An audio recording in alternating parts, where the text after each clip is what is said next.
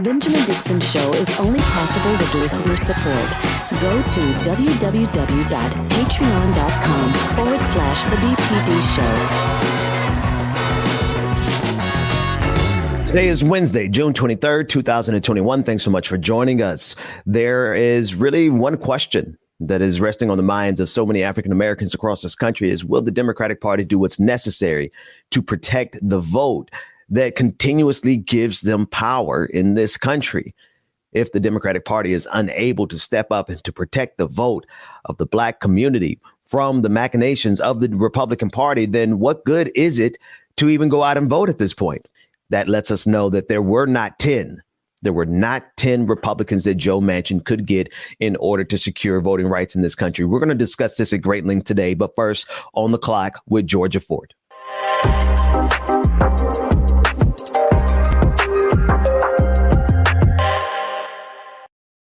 Thank you so much for joining. I'm independent journalist Georgia Ford.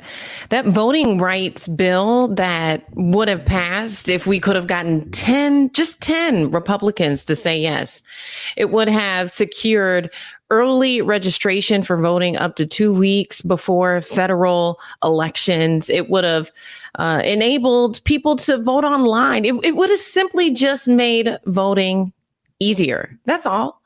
For Americans to have more options. It would also have made voting a federal holiday, because we know in America, so many people are working lower wage jobs and they can't afford to take the time off of work. And so now they wouldn't be faced with that decision of going to work to be able to pay for rent and pay for food for their families and being able to exercise their right to vote. But instead, we have Republicans who are so focused on their own agendas that they can't think about the common good of the country. There are some other key components to this bill that I also think are very, very critical in why Republicans decided to vote against that. We'll talk more about that. We also have a big announcement that's coming towards the end of this segment. But first, I want you guys to take a listen to Congressman Jim Clyburn on this issue. Take a listen.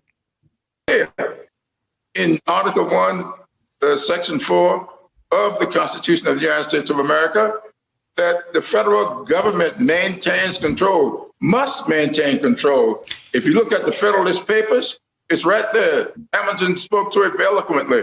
On 3 pages there, he says that federal elections must remain with the federal government. What you see here is Republicans trying to turn over congressional elections to states. That is exactly what is happening. And for Mitch McConnell to say this is a takeover on our part, it is just the opposite. How many Democrats in Georgia voted for that bill that they passed down there, or in Texas, or in Florida, or in Iowa, as you just pointed out? Not a single Democrat voted for any of these. So to say that the law is no good unless you have bipartisan support will say to me that you don't believe in the 15th Amendment. I want to bring in our guest now, Anthony Galloway. Anthony, this reminds me of the decades of attacks that we've had on our voting rights. You know, one of the things that is striking is the similarity between history. So the same propaganda spaces that we see here, trying to elude that somehow your rights are going to be restricted, was actually run across the South. The Mississippi legislature came back after the 15th Amendment passed and attempted to put in some of these restrictions. This is where we get our grandfather clauses, our poll taxes, and things like that. The striking similarity between what's coming forward in these state legislative spaces are just mind-boggling. One of the first ones is they restricted the number of polling sites, and one of the things that we see in a lot of the bills, voter restriction bills that have passed in many different states, is the restricting of polling places. So you have to go farther to get there. These barriers that are put up, and even the reasoning behind that. Somehow that it's quote unquote securing the vote. In actuality, it's enshrining that the majority can't speak to it, is actually what's in place. And so when you go back and look at that historical overlay, it's strikingly similar. Yeah, and Ben, I'd love to pull you in on this as well, because I know that you follow the political aspect of this closely. Did Republicans give any specifics? Was there certain clauses in the bill that they said they didn't agree with, or was it just kind of throw the whole thing away and start over? Yeah, no, the Republicans were engaging in bad faith from the beginning. They had nothing specifically that they opposed except for losing elections. That's what they opposed. There was no particular clause. In this instance, you have the Republican Party playing the role of chief propagandist. Their number one goal in all of this was to convince Americans that the attempt by Democrats to secure democracy was actually an attack on democracy. Even Ted Cruz last night championing the failure of the voting rights bill, championing it as a victory for democracy. So we're really in like the 10th degree of doublespeak at this point from the Republican Party. This was an issue John Lewis dedicated his entire career to. He fought for our right to vote, and he used his platform to also talk about how sacred the act of voting was. Take a listen as we remember him and honor him today, because this is difficult to accept that here we are in 2021 and our rights are still being attacked. A gentleman from Massachusetts, Mr. McGovern, for yielding. Mr. Speaker, I rise today to oppose this rule and to support the previous question. In a democracy, the right to vote is the most powerful, non-violent tool we have. Many people marched and protested for the right to vote. Some gave a little blood, and others lost their lives. Some of you have heard me say that the right to vote is precious, almost sacred. In my hearts of hearts, I believe that we should make it simple and convenient for all of our citizens to be part of the democratic process.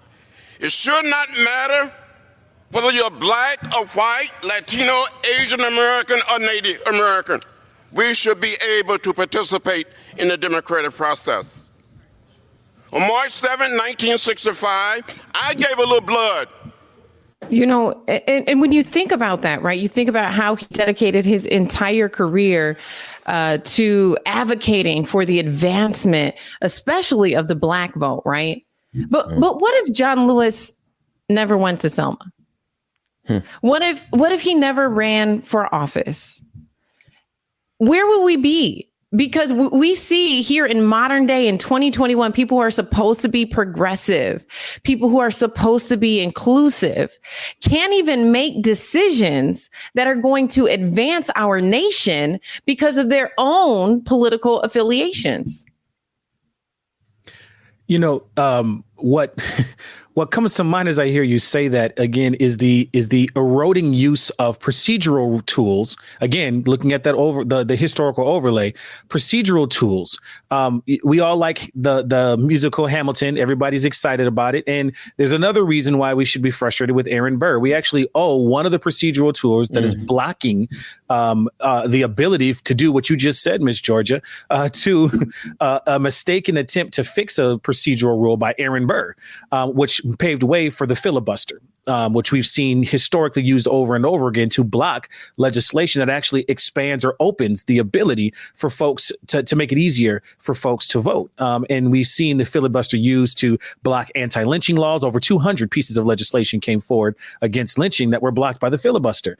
Jim Crow laws, the abolition of things relating to Jim Crow were blocked by the filibuster. And so there's this growing move of procedural rules used to stop progress on these particular issues. And I think if we ask the question, what if our elected officials weren't there to continue advocating and to do that work? Well, we got to understand that these folks are adept at making sure to use these procedural rules or get around these procedural rules. And one of the ways we could do it is to elect folks who would vote around that. And if we didn't have our leaders that have been elected to Congress through all of that blood, sweat, and tears that he just referenced, they were the difference in getting around these procedural tactics for many, many years. Yeah. George, also to that point, I think they are intentionally set there to be impediments to progress. And to what you were saying, Anthony, in terms of the impediments that are the procedural impediments, those are intentional. And I think the real question we're trying to figure out now is the role that the Democratic establishment playing facilitating this kabuki theater? Are they aware of the game that the Republicans are playing, or are they still trying to figure it out? So I guess the question for me is what is the intention of the Democratic establishment? Are you there to facilitate the gaslighting of the Republican Party? Because everyone on the outside sees what's going on. Like it's clear as day. We understand what Joe Manchin and Kyrsten Sinema are doing with regards to the filibuster and what they're potentially doing with regards to playing the foil for the Democratic Party. And so we know who the Republicans are. The real question is whether or not we know who the Democrats are. Yeah, absolutely. I think John Lewis fundamentally understood something that we all need to tap into. He said, voting is the most dangerous nonviolent weapon. And it's clear that Republicans understand that. And it's clear because you can see in their actions and their choices and the way that they're using their vote to suppress ours.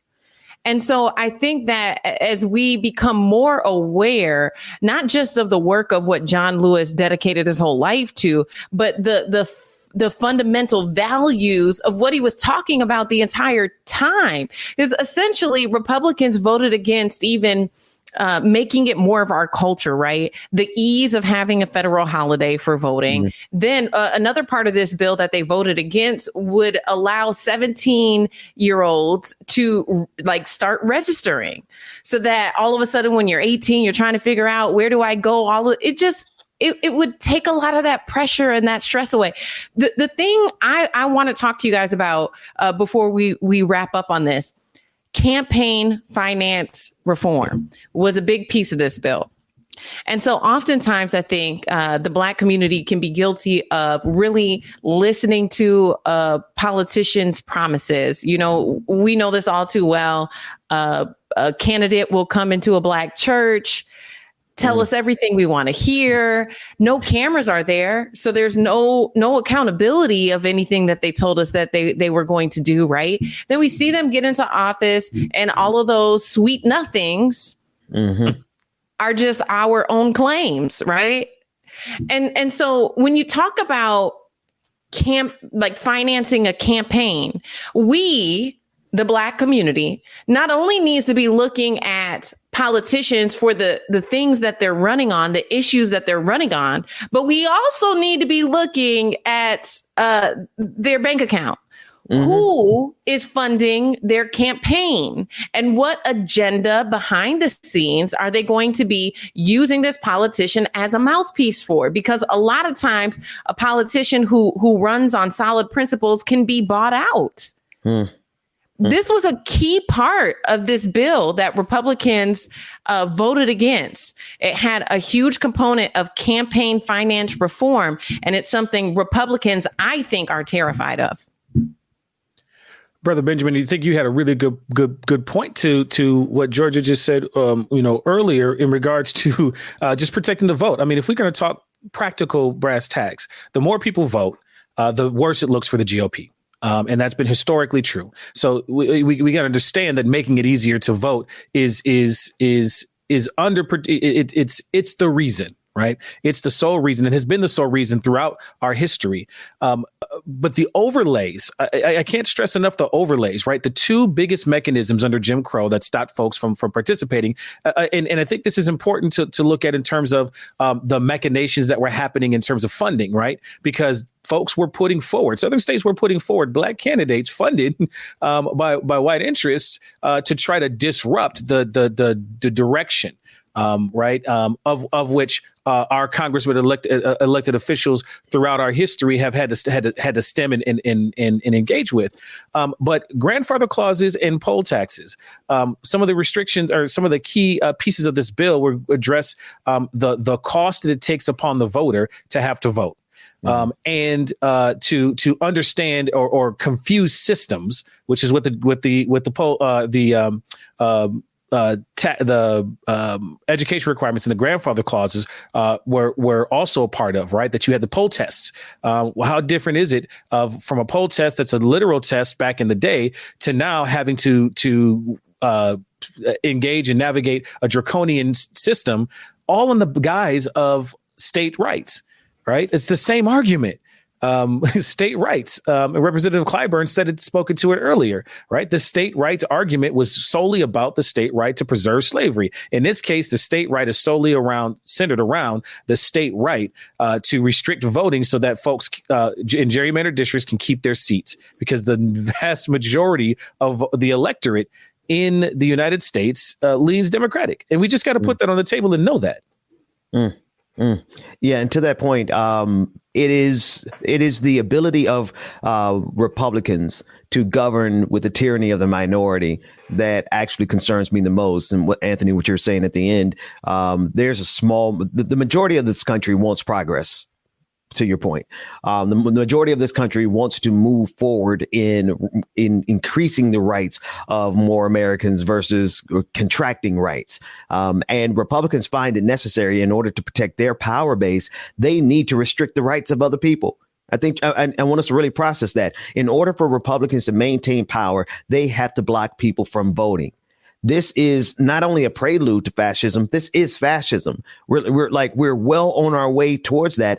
And it's time for the Democratic Party to absolutely step up and protect the vote and do whatever is necessary to get that done, because I'm not really sure they are. And see, I keep giving them a little bit too much of the benefit of the doubt. They have very smart people working for them, the Democrats. I think that's another thing Black people we do wrong, is we give the Democrats too much benefit of the doubt. They have the best paid top minds working for them. They know exactly what's going on. So the real question is how long are the Democrats going to keep playing this game with us? And Anthony, was there anything else you wanted to add onto that before we move on? Well, just one more piece is as we look at who's affected. I'm always doing the historical overlay piece, right? So with the propaganda in the Civil War was used to confuse and misrepresent what was going on, to galvanize poor whites in the South to support the secession against their own interests. Slavery was not a positive economic engine for poor whites in the South, but yet they voted against their own interests. We have actually a very similar overlay here. Many of the reasons for restriction of voting and coming out, that is in communities of color, in particular, are also true for poor white communities. They're facing some of the same challenges and issues with voting.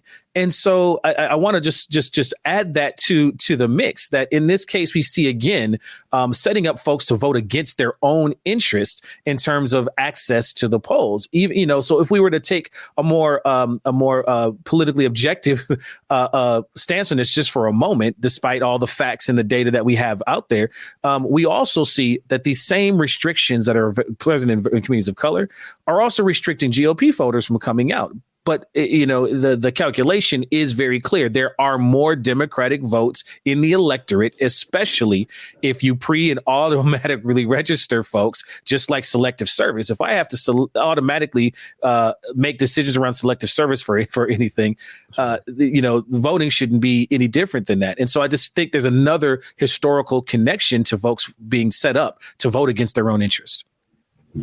Well, and before we wrap up here, those of you watching, we've talked a lot about the sentencing that's happening on Friday. Derek Chauvin, the officer who was charged with murder, found guilty for murdering George Floyd. His sentencing's coming up on Friday.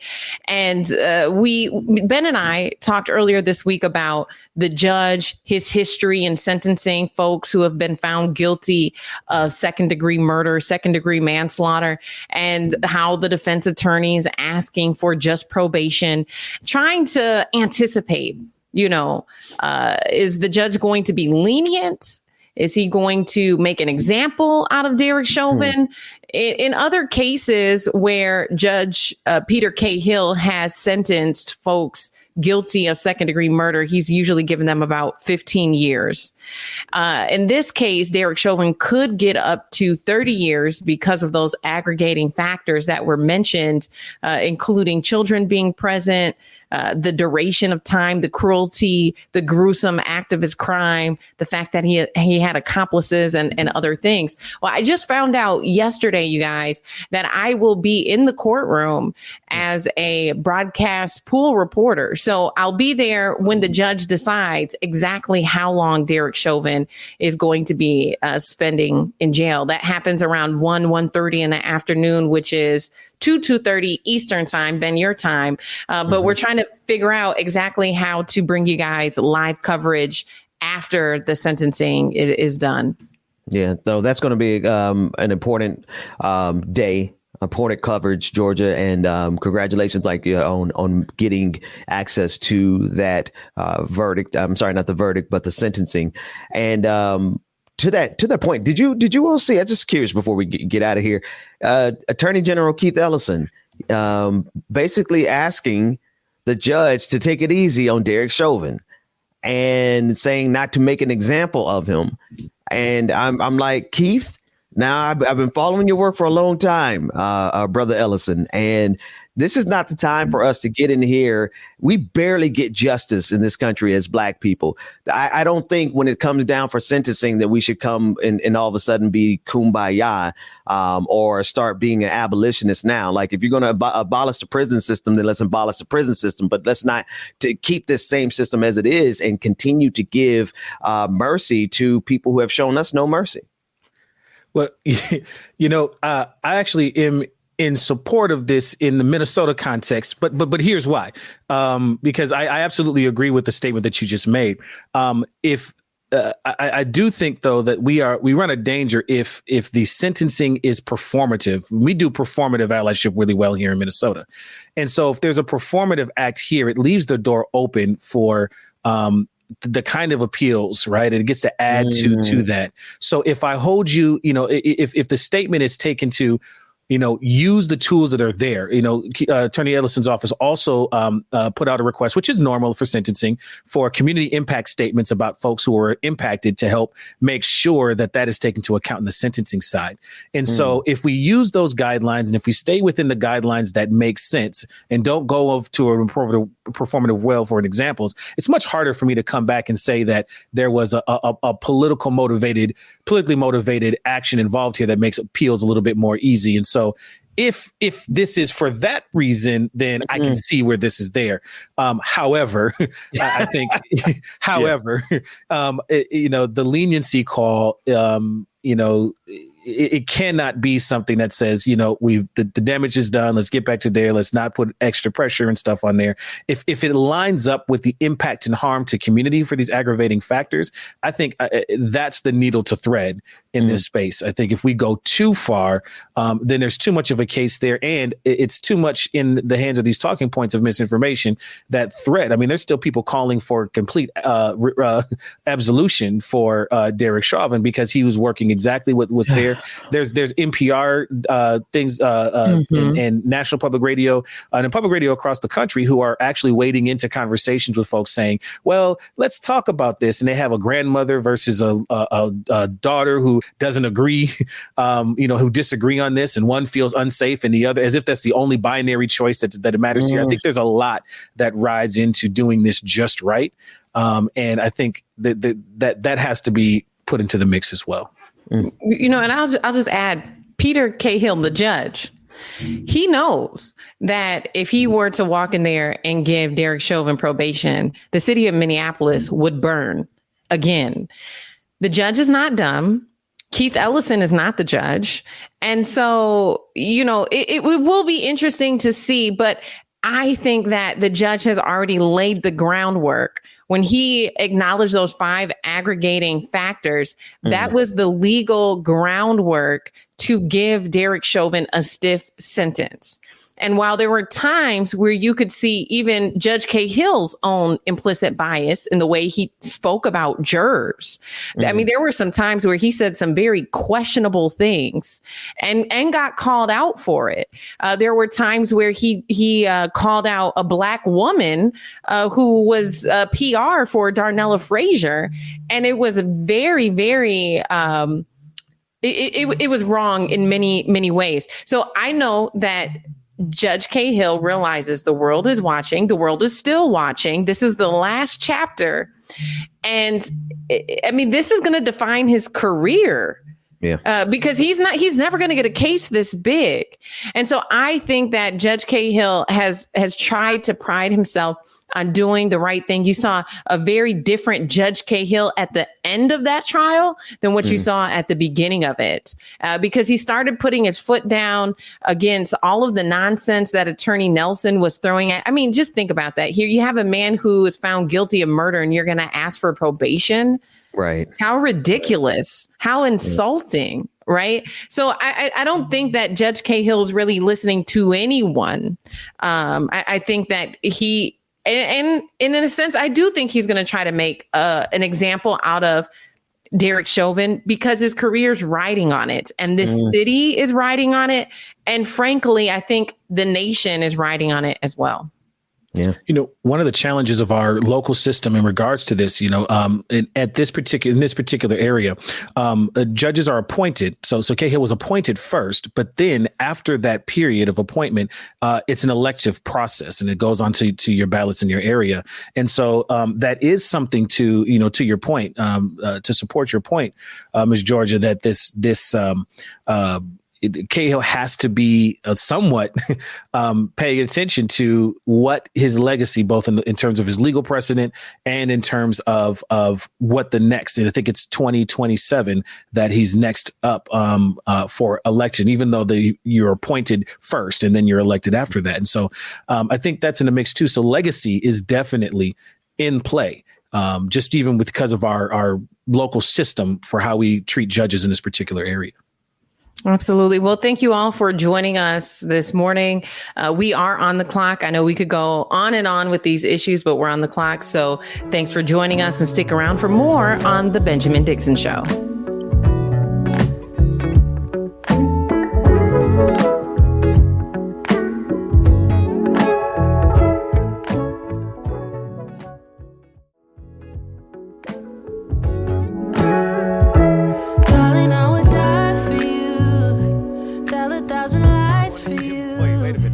I was expecting to see James on the screen with me. Right. There we go. There we go. Good morning, people. Good morning, y'all.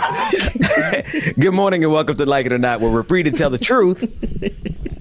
And not care who doesn't like it. I'm sorry. I look at that chat and try to fix mics, all the stuff. Yeah, we got a lot going on. You know what? That's on me, man. I was trying to throw an audible at the last second there, but you know what? Your practice makes perfect. We'll do it behind the scenes next time. Good morning to everyone on Facebook, YouTube, Twitch, Twitter. Be sure to hit the share, like, and subscribe buttons. Good morning to everyone in the chat. Thank you so much for supporting everything that we're doing here. James, how are you today, man? Thank you for rocking the room. You had those are some pretty dope mixes you had going on in there. Man, I was in my bag this morning a little bit. I don't know what was going on. I felt it. I was like, "Ooh, you know what? Okay." Yeah. I was in the background egging you on. I'm in the chat room like, do it. Do it. Keep going. Mix it, son. Mix it. And then I was like, "Ooh, just one more. One more in my spirit. Then I got to get it out." You felt it in your shana now. In my shana now. But listen, we're going to be joined by Mary Angela Perna. She's going to be joining us momentarily. We're going to talk about what's happening in some of the national politics, some of the things we should be looking at and keeping up with. We'll be joined, obviously, by Rebecca Zor. She'll be coming in. We also have Chuck Modiano. We have a lot of guests today, a lot of stuff to cover. But I want to start with this first clip of Milo Yiannopoulos.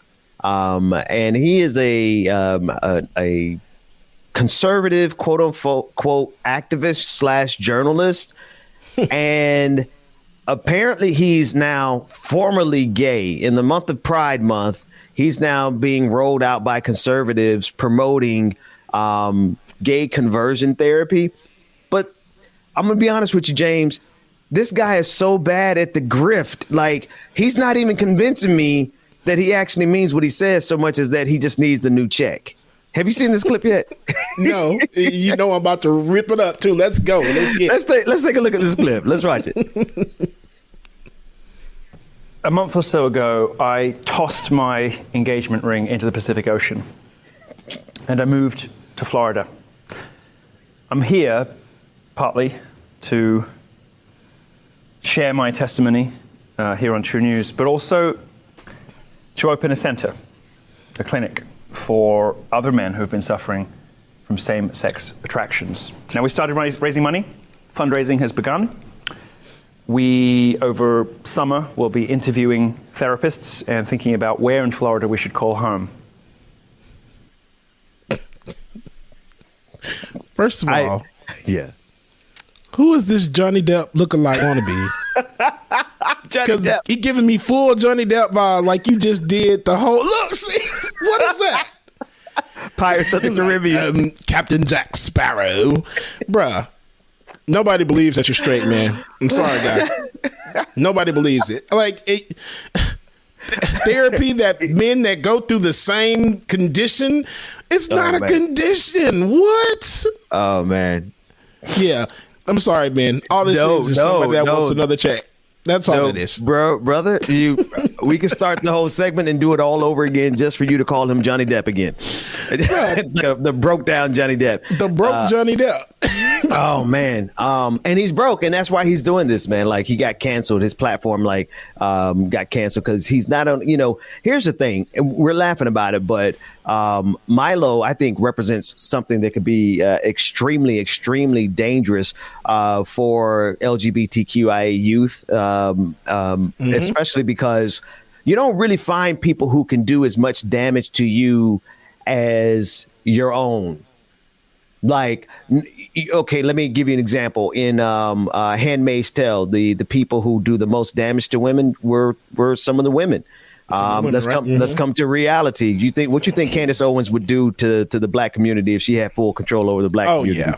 Man, she no telling what she would do to us, right? And then you have Milo, who is starting a gay conversion therapy center.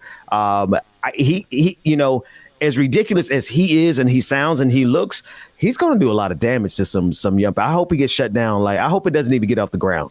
Yeah, me as well, too, especially him going to Florida. And I'm wondering what part of Florida he's trying to get to. Yeah. Something telling me it's going to be between Orlando and Fort Lauderdale. I just have that feeling. Orlando, Tampa, Fort Lauderdale, or Miami.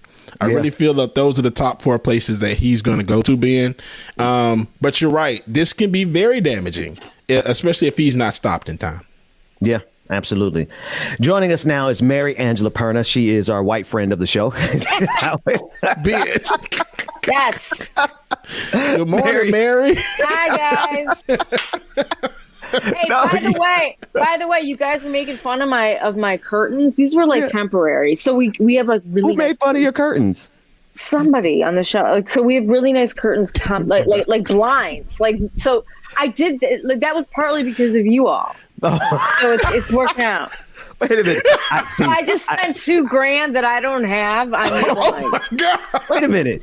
Where's Rebecca? I think it was her.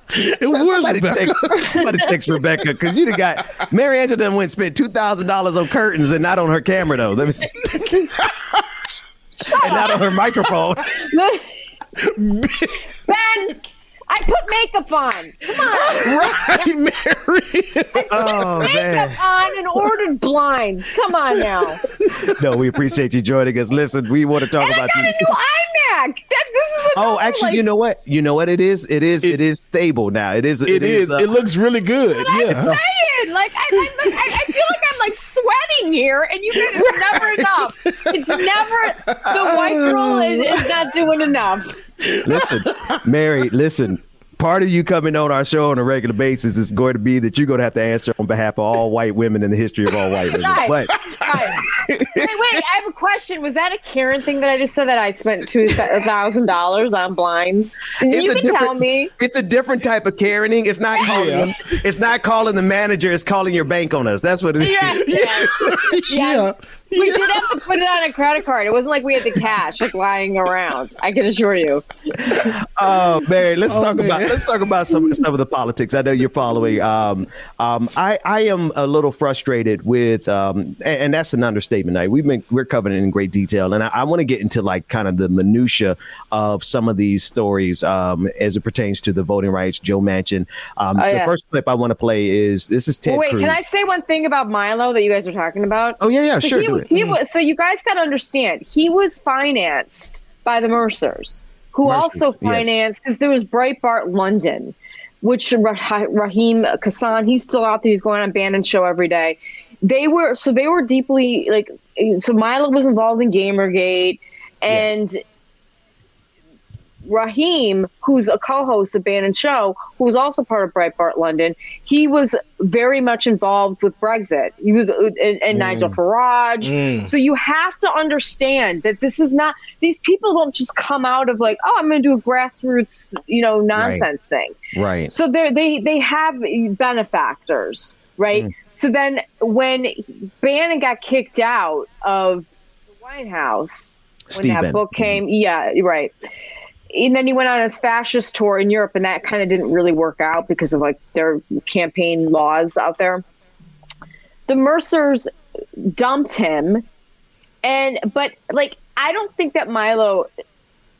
You guys were wondering like where that's going to go. I really don't see him going because he's kind of like banished from the. I just don't see it. I would have heard more. He'd be invited on Bannon's show, and he never is. So you see what I mean? I can kind of get a gauge. He is honestly, he's been canceled because he got completely in bed with Nazis. It's one thing to be Nazi adjacent, like most Republicans and conservatives are. They're Nazi adjacent, but with Milo Yiannopoulos, like his strategy was to say the most offensive thing possible, and that inevitably leads you to being aligned with the right wing in this with fascism across the globe, not only in this country. And so I hope you're right, Mary. I hope that this. But the thing is that they're funded. I wouldn't worry about it. But the question is can he still get funding? Because if he still has some benefactors. No, because he was really because of the pedophilia and like the thing that he wrote. That's what happened. That's what that was. And he lost his book deal. And so you have to understand, like he was sort of banished from the. That's why he's now a Christian who's actively. He's trying to get to that other side of the track. That's what that is. He's trying to get the other side of the money because he's they got a whole new. What I've noticed in these circles is that they will use you and throw you out faster than you could say. Oh, absolutely. I mean, it doesn't. So they were just using someone like him to. Yeah. Because he's gay, because he's, oh, look, we're inclusive. It was like an inclusive fascism. Do you know what I mean? Yes. No, that's important. That's actually an important point. Let's jump off there. It is. It's inclusive fascism, right? And I think that people... To make it palatable, to make it see, we're not so bad. This isn't about just white supremacy, but it is. But it's to make it look... look, we've got women, we've got some black people, we have we have gay people. You see what it was about an inclusive alt-right fascism that they were doing. Exactly right. That's exactly what we're dealing with, and we're dealing with an inclusive pan-reactionary movement, and really it's just the opposite side of the same side. But you rise up to the top if you're willing to be a woman who maybe was an ex-Democrat to blah blah blah. If I decided to join that world and I really worked it, I would rise probably pretty quickly because there's a track record of me being a commentator, a progressive commentator, very much I was literally in the Democratic Party as a committee person. I was in it. So you can track that. So I'm just saying in theory, I could. You could pull a Candace Owens in theory. If I was savvy enough, I could probably, there's a better chance of me rising to a bigger, way, way, way bigger platform with a lot of money behind me, as opposed to me just trying to slog it out in progressive politics. You see what I mean? I mean, that's. Yeah. Well, listen, Mary, we only have a few minutes here, and I do want to get to some of these clips. Let's talk about the voting rights. Here's the first clip of Ted Cruz, and we're at the next level of double speak right now because listen as he speaks as though the Republican Party just saved American democracy, when in actuality they just attacked American democracy. Let's take a look at that clip. Today to celebrate a win for the country. Today, the United States rightly failed to advance the Corrupt Politicians Act, meaning that this bill will not come to the Senate floor for a final vote. This is a huge win for the citizens of the United States. This is a huge win for democracy, and it's a huge win for the integrity of our elections. The corrupt So, I mean, talk to me about the doublespeak. I mean, we could break it down, we could break it apart, but like, why do people still fall for this? You should have pulled the Mitch McConnell clip. Yeah, because he's literally going back to states' rights. He's literally using the excuse that they've used forever. You know, when they're pandering to the South, it's always about these southern states going back. So bottom line, I mean, he was literally bringing up states' rights. And I want people to be very clear. What they're doing, they turned that Stop the Steal, it's the same players, into these audits, okay? So they're using the election was stolen and blah, blah. And the purity test on the right is, do you think that Trump won? Oh, yes, of course he won. Like, that's like their purity test, like how they got Liz Cheney out.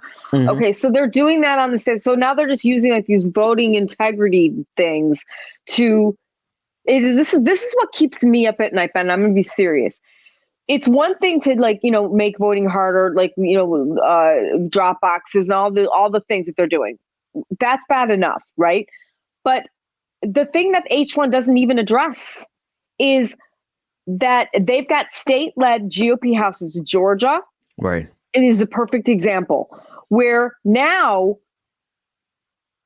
the Secretary of State, which would just be like a ceremonial thing normally, would sign off on, who won or lost. I mean, that's just, we didn't have to worry really about the Secretary of State not, you see, they are now overriding the Secretary of State. Right. So if they don't like the result, they can do some other measures to override the results.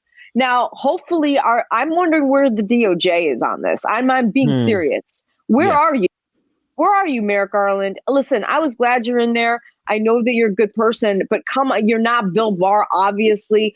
But where are you when secretaries of state now, because of the big lie, let's face it, and because of racism and why are they going after Fulton County? Why are they going after Maricopa County?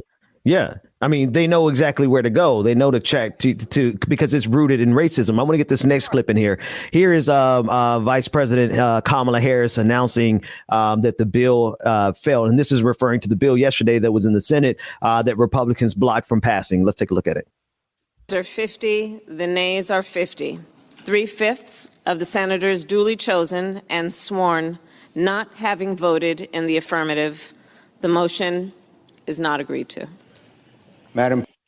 Now, this is without them being able to get the supermajority of 60. Democrats still have some options, obviously, in terms of what they're willing to do with the filibuster. But again, we've been talking about this for some time now. It's not really likely that they're going to be able to get Sinema and Manchin to move on the filibuster. Or what do you think? I don't know. Bill Scheer, who's been on my show, he writes for Washington Monthly, et cetera. He did a whole history kind of people that during the ACA, by the way, which took a year. Let's put aside what your thoughts are about the ACA. It took a year. Okay. So people have their red lines until they don't, right? There's a history of this. So I always go for the positive. I always go for, cause it's more, things bear out. I don't necessarily think that this is over. I just don't. I think that there's going to, and Kirsten Sinema with her nonsense op-ed and her silliness, she's not in a safe state. I don't know how much I can say this. She's not. She's in a very purple state going to blue. That's a fact. Look at the numbers. Joe Manchin's in a different category, but Joe Manchin almost seems like yesterday he was willing to go along.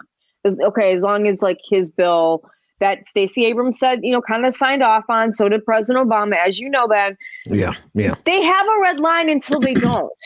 You understand what I'm saying? So I'm not making excuses for anyone, but I think that this has gotten so ridiculous. Mary, hope springs eternal. Hope I hope you're right, but hope springs eternal. Let me get one more clip in before we get out of here. Yeah. This is Lisa Murkowski, and she's saying in this clip, I come from a state where you want to vote absentee. There is no excuse required. I would tell you, I was really surprised to find out how many states do not allow for that. I think that's something that we need to address. Yeah, but this bill would have addressed it, Lisa. Exactly. Let's take a look at that clip. There are certain aspects of S1 that I absolutely do support. Early voting. We shouldn't be limited to just the day of the election. I think we recognize that. What we can do to ensure that early voting is there, I think is important to us. I come from a state where you want to vote absentee, there is no excuse required.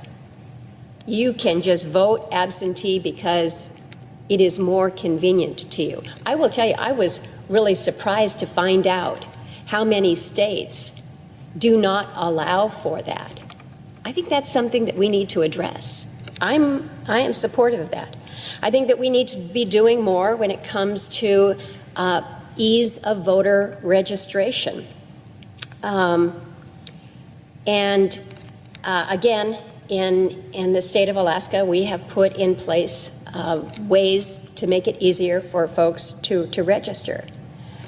But again, I'm looking at what we have done in Alaska, proud of some of the measures that we have put in place, but I recognize that we did this without D.C. prescriptives or mandates of uniformity. So is there. She said, and just real quick before, because we only have about 60 seconds here. Lisa Murkowski said all of that and still voted against it. Mary, get the last word. Okay. Hey, Lisa. Hey, all you, Susan Collins, all of you. Surely we could get 10 of you that would agree. You all love voter ID. And in Manchin's bill, which is good, that was part of the deal with Schumer. So Manchin's bill is probably going to come to the floor. At least to see if there can even be a vote, right? That's how it works. Let's see what they do about Manchin's bill, which it does have, which is there's voter ID in there, but it can be a utility bill. It can be, okay, let's be clear. There was like a couple other things that they love. So let's see what she does with these normal, they're put in a category. Susan Collins, the rest of them, Mitt Romney. Let's see what they all do when the things that they love, like voter ID. Right. Manchin's bill. Let's see what they're going to do. Mary Angela Perna, thanks so much. Tell everybody real quick how they can get up with you.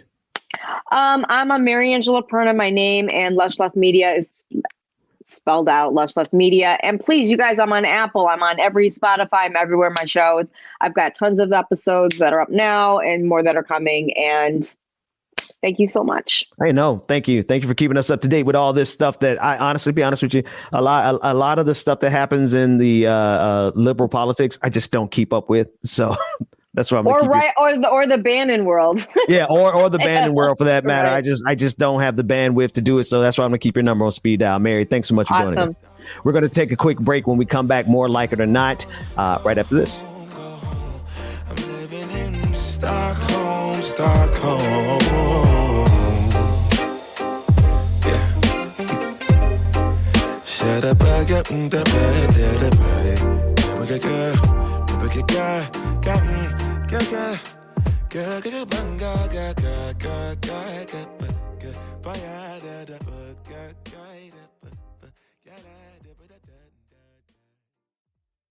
Right, y'all. Welcome back to the show. Benjamin Dixon and our sister from another mister, Rebecca. Hey, come on, big hair. Listen, big hair don't care. Big hair don't care. It's so funny because I have a braid appointment and I had to find a wig in my closet because the hair. Switch the screen up. Switch the screen up so people can see a close up of the. What does that look? It's giving pretty 60s right now. Like it is.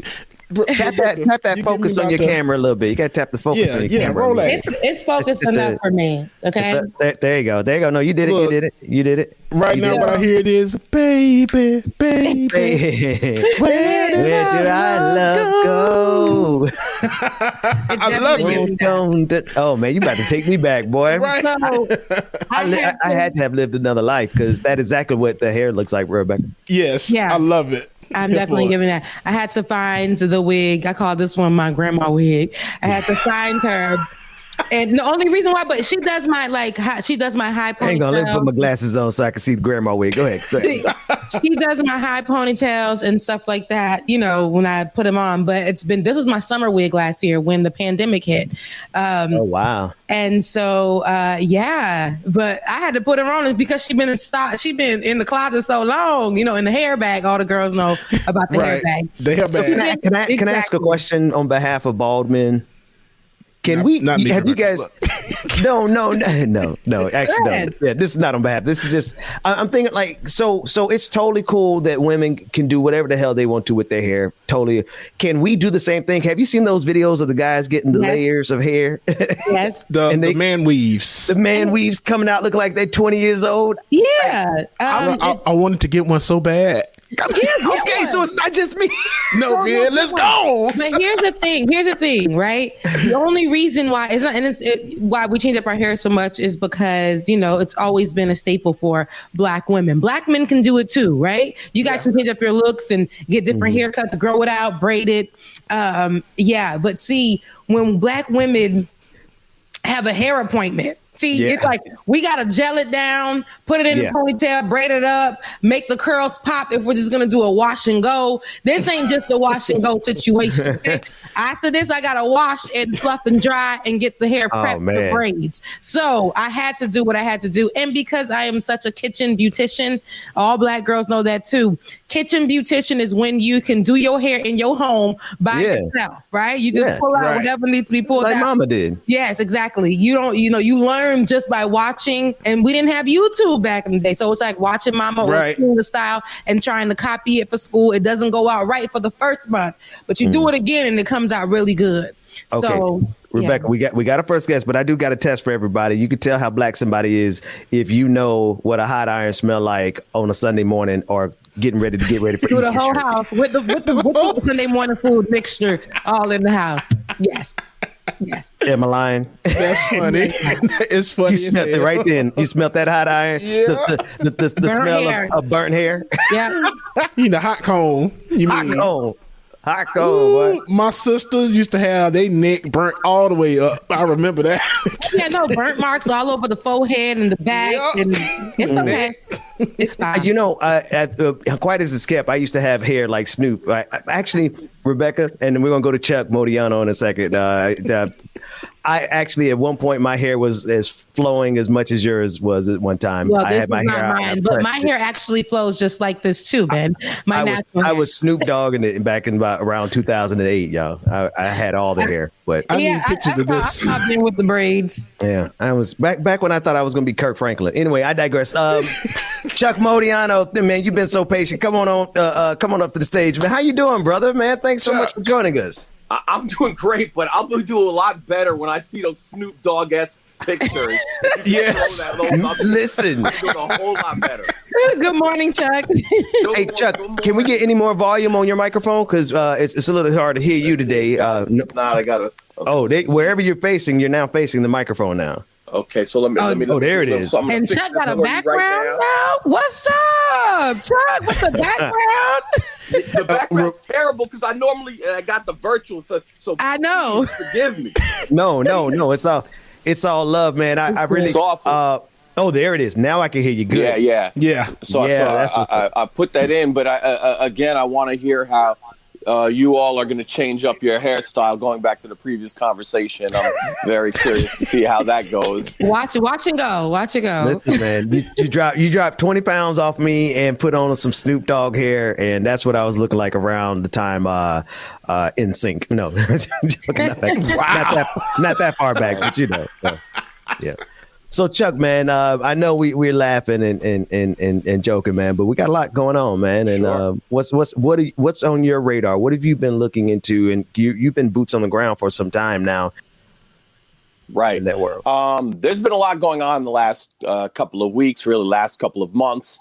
Obviously, we just passed Juneteenth a weekend, so that was both a mix of celebration, but also protests of what we have to do. There was a protest outside the D.C. jail, the Freedom for All, to have a noise solidarity demonstration to let folks know who are locked up that they're not alone, that people were thinking about them and trying to help get them out. Also, prior to that, there have been ongoing protests in D.C. outside of Nellie's Sports Bar.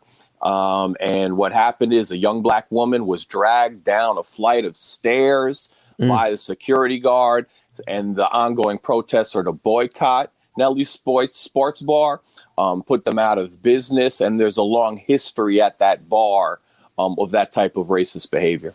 And I think we have footage of, now I have not seen this footage, man. Is this something we need You haven't seen it? No, it's something we need to show the audience. I mean, I think we should, because I'm just, I want you to see how they treat Black people, but Black women are disregarded, like just treated like trash. Watch her get literally dragged by her braids. Go ahead, man. I don't think we're going to get anything meaningful out of that audio, but the video is horrific. Didn't you see her being dragged out like garbage? Thank you. The men stepped in, though. Let me tell you something. Yeah. Them men stepped in. Go ahead, Chuck. You can explain it, because I know this is something that I saw off of your page originally, and I was pissed off. But those men weren't playing. They saw something disrespectful and definitely stepped in. But go ahead, Chuck.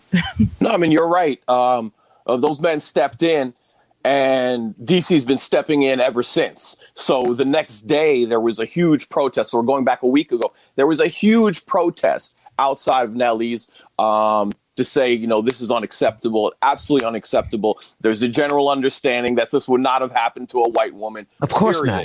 Never. Ever. And so there was then another protest this past Friday, because what Nellie said, they said they're closing for a week. So Nellie's plans to open up in a week. Well, Friday, people came and had a block party outside of Nellie's. So we're going to have the party right outside here. Keisha couldn't dance. We'll dance right here. And that was the theme. So there was a lot of love. And they still haven't opened. So that's a win. Every day they don't open, that's considered a win. They're being cost thousands of dollars. And then there's going to be another one this Friday. Each weekend where they can make money, you're going to see people outside protesting. The ultimate goal is for protesters to put them out of business. And why? I guess I don't understand. Help me understand. Like, was this a people are just minding their business, and for whatever reason, security gets involved, and security decides to handle another human being, another woman, a woman, no less, like an animal? Worse than because you couldn't drag an animal like that. Right. And there are differing stories of what happened before, but I think the point of every protest is we don't care what happened before. We have no idea what happened before. It doesn't matter. There's no reason that a black woman should be dragged down the stairs that way. Period. There are people asking to release tapes of what happened, but that DC is also known as Chocolate City. I know you're out down in Atlanta. DC is known as Chocolate City, and this is I think the background is this is a gay bar, and there are a lot of gay bars that have closed for black people in DC. So there's this place that we can't even be safe. Anywhere we can't be safe when we go to have fun after a pandemic in Chocolate City. This is unacceptable. So there's a much larger context that it gets deeper into gentrification and other subjects. Yeah. And Chuck, let me ask you, I know I've been following this story because at first, when I first saw it, I didn't know the full extent of what was going on until I saw the statement, I guess, from the owner of the club saying that he's apologizing sincerely that the bodyguard or the bouncer or whoever it was definitely in the wrong and that he's been terminated. Have they been doing anything else to try to assist that? And I apologize, y'all. I stepped away because it got really hot in here. I had to turn my AC on. That's all right. That's a great question. And the answer is no. And the answer is no with history. So there was an incident in 2017 where a security guard who I was able to interview was treated really poorly. There was abuse, and I spoke to that security guard, and that security guard's former security guard at Nellie's, a black woman, said since the inception, this is how Nellie's has been. Since the inception, they've been racist since the inception. And then when I start tweeting, what was so interesting, I was tweeting all these interviews, and in the tweets, I was getting back response. Oh, Nelly's. Oh, they're racist. We know that. I mean, who doesn't know that? I mean, so once you put something out there, that's the general feeling.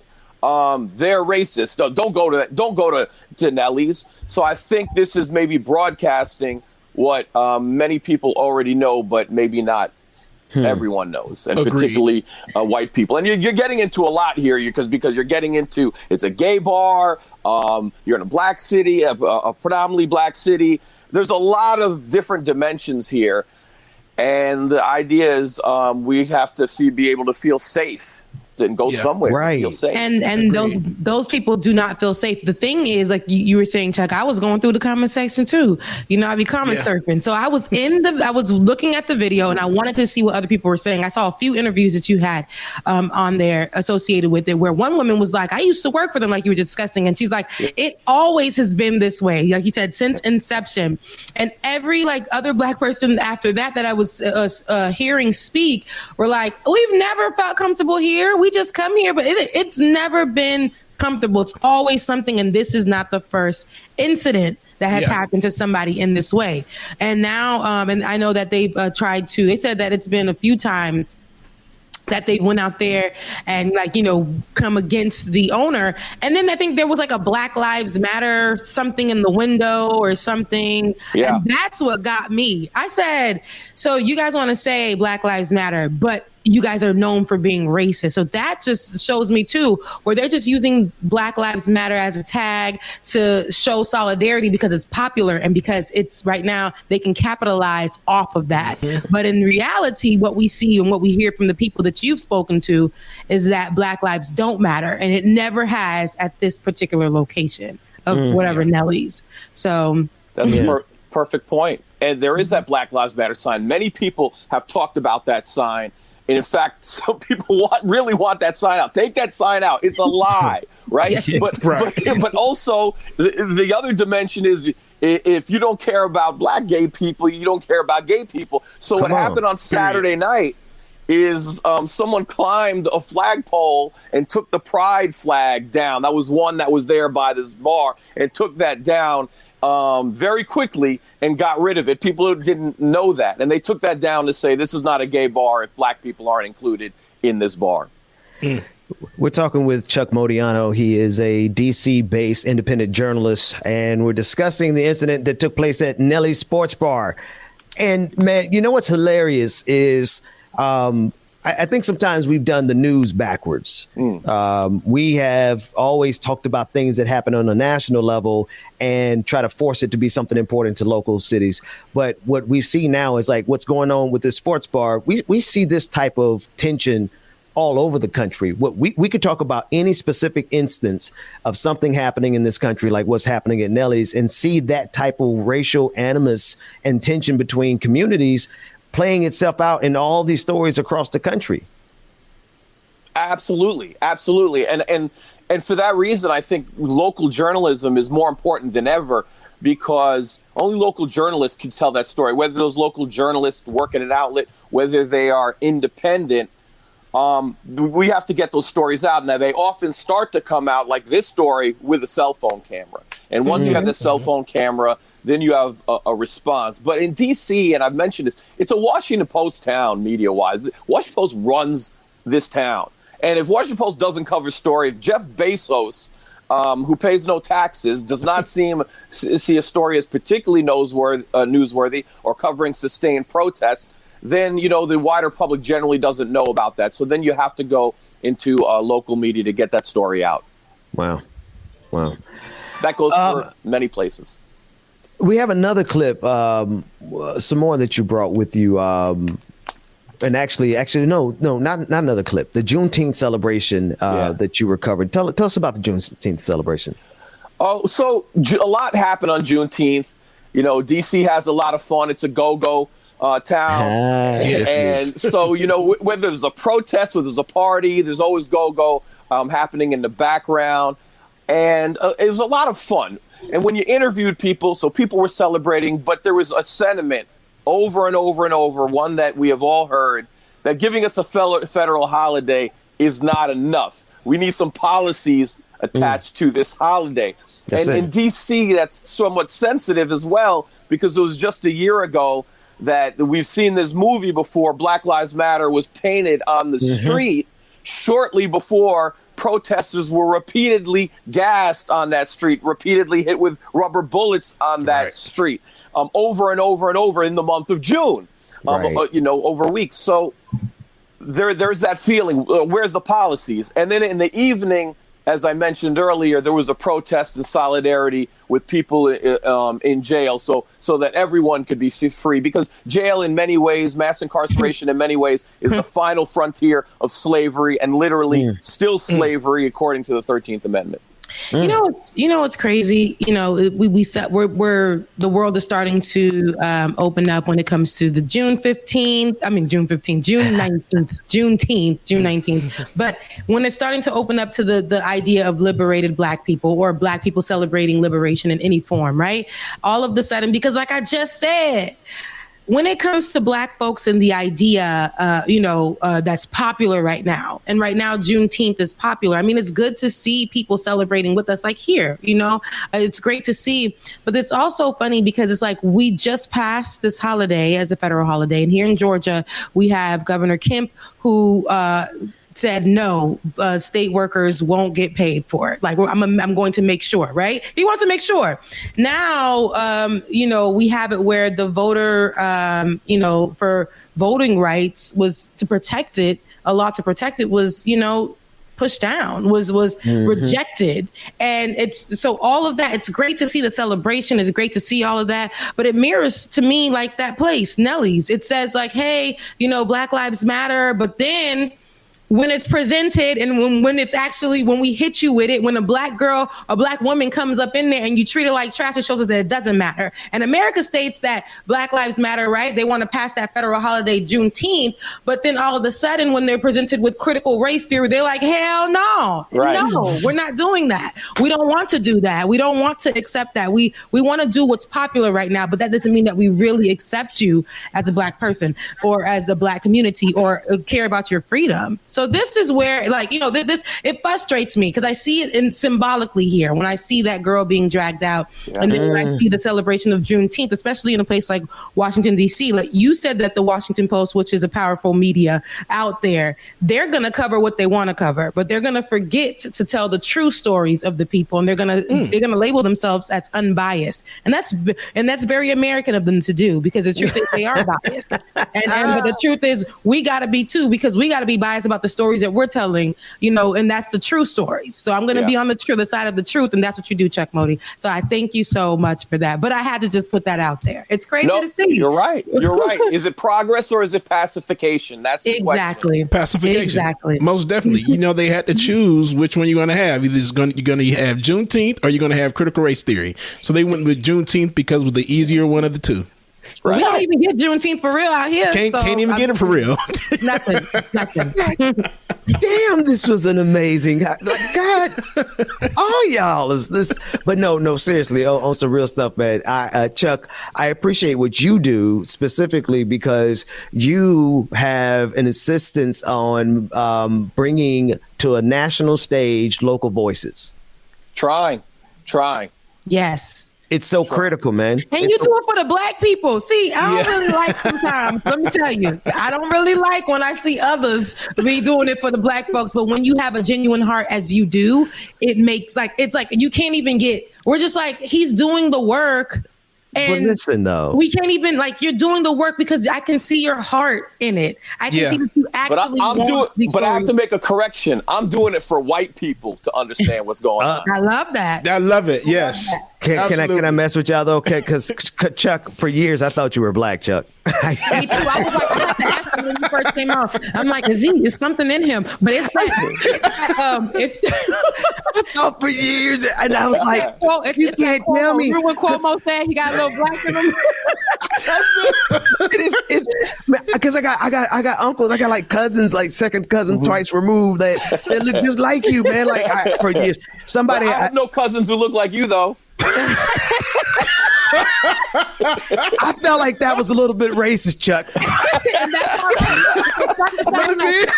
a white and I'm doing the work. And I got to do it for the cousins that don't look like you, Big. I got to educate them on what's going on. All right, in fairness, I do have cousins. I do have cousins through marriage, but that's another story. Oh, man. Chuck, man. Hey, man, love your work, man. Hey, before this is all said and done, man, them boys on the street of D.C. going to have you out here saying fight the power with Black Panther uniform on, And man.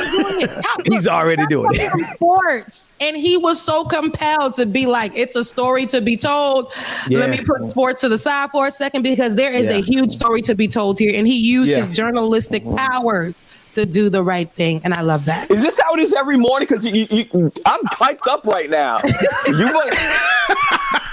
I want to know, how's the rest of your day after 10 o'clock? Like, how is it? Hey, man. Empowered. We're empowered. Hey, man, listen, we have a good time around here. Like, we'll talk more about that off the air, because it's hey, this is the vibe. This is exactly what we're trying to get, man. In between liberation and laughter. That's what we're going for, Well, then man. I apologize for not tuning in every morning, and I apologize for this horrific background. Next time I'm going to come with a better background. You know, Chuck, in the background. Chuck, you're really good, because Rebecca normally would have got on you, because the last guest, Mary, she was like, she went and did $3,000 window treatments just for Rebecca, because Rebecca talked about her. No, I'm going to tell you the real deal. I like the virtual background. I'm using StreamYard. Now I got to make sure I get my virtual background from StreamYard to figure it all out. Man. We love the books, man. You look like a journalist on the way out. Right. Signature. That's why I knew. Yeah, the virtual but the background is his signature. But the virtual background messed up our systems. We could every time you came up. It's all good. I will get the right background. He was like, but listen. I like this look, because it looks like you're about to put on your pouch. You know the scene in the movie when the journalist throws on his pouch and gets on his bike and goes out and saves the world. That's what it looks like you're getting ready to do. Superman Clark Kent? Is that what you calling him? Well, I mean, whichever version. Like, I don't know if he's going to go. There it is. There. I tell you, white people always think they're ready. One thing about that was perfect. Ready. Love you, Chuck. Hey, Chuck, I'm gonna be honest with you. Yes, quiet as it's kept, I still think you black. So in my mind, you still a brother. Black. You black to me. Thanks for joining us, man. Hey, thanks so much, Chuck. I appreciate it. Hey, pleasure, man. Every day, look away. Na na na na na na na na na na. Every day, look away. We could be good friends.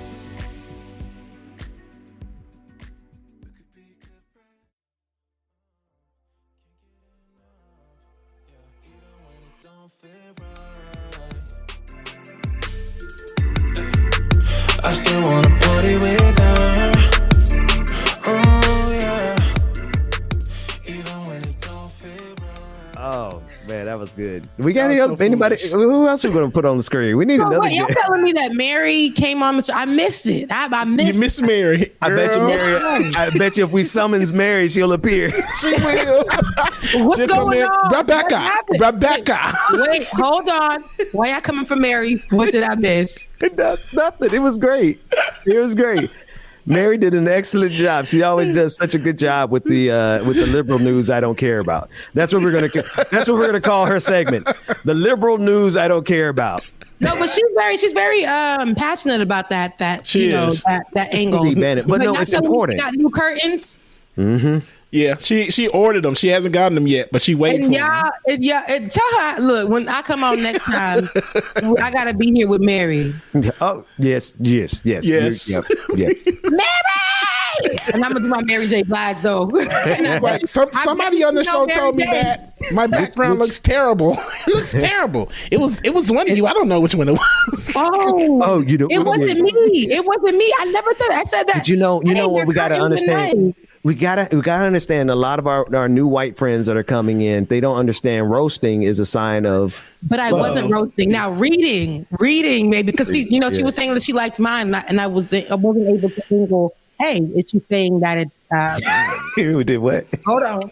Wait, I didn't know. But then I picked up that she was being genuine. I knew, Mary was new to me, and I love her spirit. Like I told you, she seemed like she was out there with them boys. I feel like if I were to mention Mary J. Blige, she would understand and she would know. Like she's not from out there. So yeah. Anywho,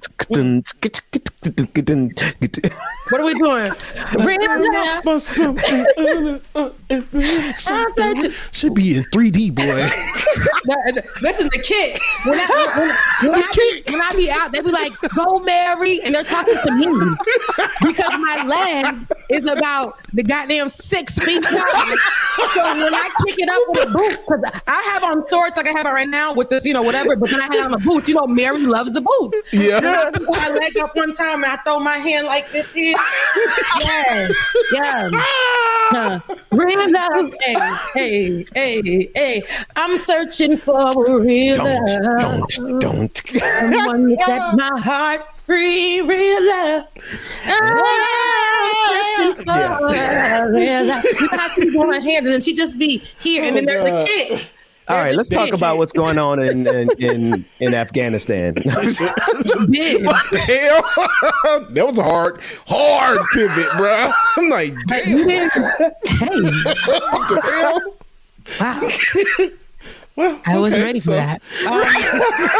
But before we do that, I wanted to bring this story. Look, I was like, I don't know about that, but before we do that, I wanted to actually talk about this story because there are not many media outlets discussing this, and I think this is very important. I don't have all of the stats on it, but I do know I've been following it very closely. And this is for Black TikTok users. We knew a few months ago that a few TikTok users, not even a few months ago, sometime at the end of last year, a lot of TikTok users have put on blast many white TikTok users for stealing, for gentrifying, for colonizing their content and removing it where having the original content that was created by the Black person or the Black creative removed from TikTok, and then having theirs up and giving all the credit to themselves and turning off their comments so that nobody is able to say this belongs to someone else. We've seen this most recently on the Jimmy Fallon show when he brought on a white creative to come and do the dances for TikTok, and she got many of the accolades. And then black social media came and attacked her. We covered it right here on Like It or Not. And Jimmy Fallon then brought on all the Black creatives who made each dance, and the white creative that was on the show, the young girl, said that this is a conversation, and she's since reached out to them. Some of them were like, lies, she didn't. But the most recent song by Meg Thee Stallion, I believe it's called Thought. What is it called? Look, what is it called? Thought Stuff. Thought Stuff. Thought Stuff. If it's a SH, yeah. So it's called Thought Stuff. I got makeup on my teeth. But anyways, it's called Thought Stuff, right? And so many of the creatives said they're not going to create a dance to that song. All of the white creatives do not know what to do. Oh my God. And so, David, as I filibuster throughout that, I hope that you grabbed that clip, because I did drop it in the chat. Did you drop something? Oh, I dropped that last night. Wait a minute, man. Oh, let's see it. I need you guys. Wait. We're gonna watch it because. Don't tell me they tried to do it without Black instructions. No, here it is. Here's the dance. While I allow David to go pull it. In these social media spaces, they just were acting like they were gonna dance to the song. So they were like, I'm not gonna dance to the song. And they put the middle finger, right? Like Black folks. White folks thought that was the dance. And they were like, not knowing that this is a strike. Oh my God. Now there were Black folks who didn't listen and made the dance, went and made a dance move, but what they did was make it so complicated though. Oh, they Lord, made it very complicated. Lord Jesus. And let me find it. Let me go ahead and find it since how David see what he want to see? Come on. Yeah. So but no, and with that though, it's like, oh man. I can't wait to see this clip. I hate to look as I look for it. But no, this really put into perspective that TikTok won't survive without Black creatives. Oh, yeah, absolutely. And it's a movement that I think should be covered. And I know that we saw when the young girl made that song, the little child made that song for Renegade, you know, that dance, the little viral dance. She made the dance for Renegade, and then a white girl was brought out to do the dance. And she got all the credit for the Renegade dance, all of the credit. But then all the Black creatives came on and were like, excuse me, that is not hers. That was not hers. And so what happened was all of the Black people went and got that baby her love. And then she performed it, I believe, in Atlanta for the in the arena for the basketball players. And that became, you know, has written something. That little girl has flourished. Now imagine if we didn't come in and assist her with that, because we're tired of having our creativity colonized. But here's the thing, in the TikTok space, the monetization. Wow. Wait a minute, Black woman, can you back up? We're tired of having our creativity colonized. Yeah. Come on, somebody. Yes. And it's a difference. You know, you can't just come and Kim Kardashian our whole thing, right? And then sell it, right? Because if we were to put our face and shouts out to the Rattler that made this comment. She said, if we were to put our face over Pac, it would be a big issue. Kylie sold T-shirts with her face over Tupac. I'm sorry, what? Kylie sold T-shirts with her face over Tupac. K. Michelle, the singer, is the one that has a song called she Wish She Was a Kardashian, because they seem to get more attention for being Black than Black women do. They colonize creativity, and that's where, to me, the issue lies. So wait a minute. God damn, Rebecca. I say this because it's very important that we cover this, because the monetization, that's where I was going to get to the point. The monetization, like I said, I don't have the specific stats before we played this, but the monetization that goes to the white content creators, even though they have stole, and then they'll turn off, they'll report the Black people, the original content, they will report it to get it removed, and then continue to move forward, you guys, with this content as if it was theirs, and get money off of doing it. That's why I don't get hype off of white folks doing Black things on TikTok. I don't. I just don't. Rebecca, whatever your middle name is, Azor. Y'all about to make look here, because let me tell you about this monetization. There is gold in these damn heroes. Okay, right? There is so much money in YouTube algorithms and these viral video dances. So every single time a white creator takes something from a Black creator, they are taking reparations from us. Like you're talking about 1 million views is on a bad day 10 G's.